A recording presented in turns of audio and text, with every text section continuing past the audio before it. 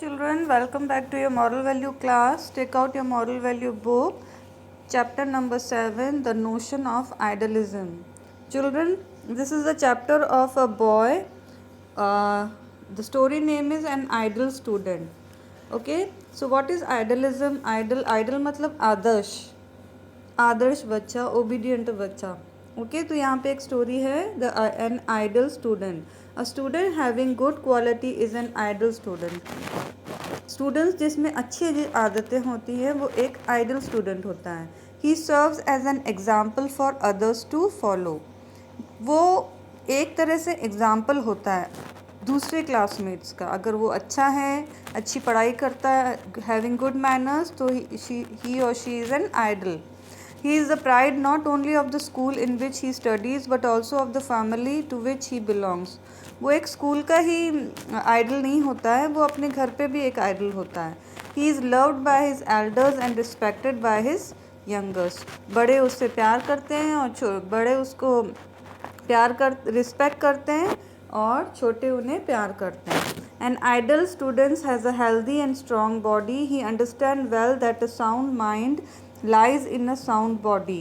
जो एक ideal student, आदर्शवादी स्टूडेंट होता है, वो एक हेल्दी और स्ट्रॉन्ग बॉडी होती है उसकी, और उससे सब साउंड माइंड होता है, यानी वो कभी झूठ नहीं बोलता, उसे सब चीज़ें समझ में आती है. और he is very particular about his health. He goes for morning walk daily and takes interest in games and co curricular activities.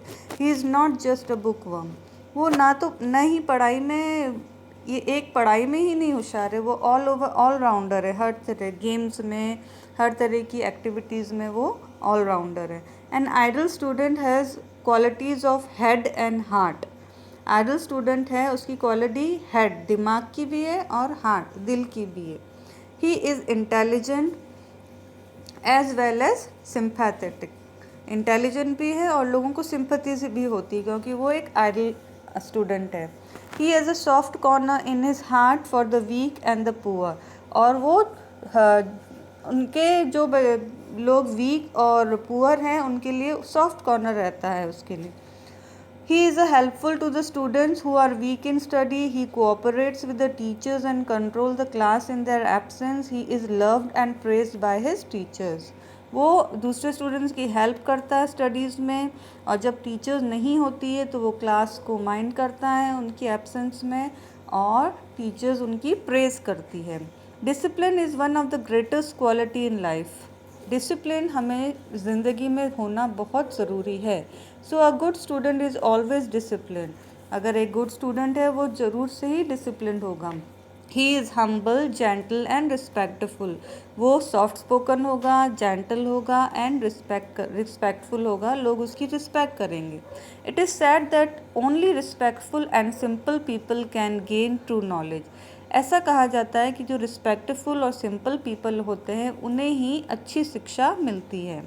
As such an ideal students lives a simple life. जैसे कि ये students जो एक simple ज़िंदगी जीता था. He does not run after comforts and luxury in life. उसे ना तो कोई कम्फर्ट चाहिए, ना उसे कुछ ज़्यादा चाहिए, एक सिंपल लाइफ जीता था. These things come in the way of progress. और ये कुछ हद तक ये वाली चीज़ें हमारे प्रोग्रेस को रोकती है. There is an example from the life of Abraham Lincoln who lived an exemplary life and achieve the greatest thing in the life. यहाँ पर एक बात की जाती है इब्राहिम लिंकन की. Abraham Lincoln experience a number of difficulties during his childhood. Abraham Lincoln ने बचपन में बहुत तकलीफ़ें देखी थी. Though he was intelligent, he could not study much due to financial problem. वो बहुत होशियार थे पढ़ने में, बट उनके पास पैसे नहीं थे उनकी फैमिली के पास, तो उन्हें बहुत सारी प्रॉब्लम्स फेस करनी पड़ रही थी. He began his career as a clerk in a shop.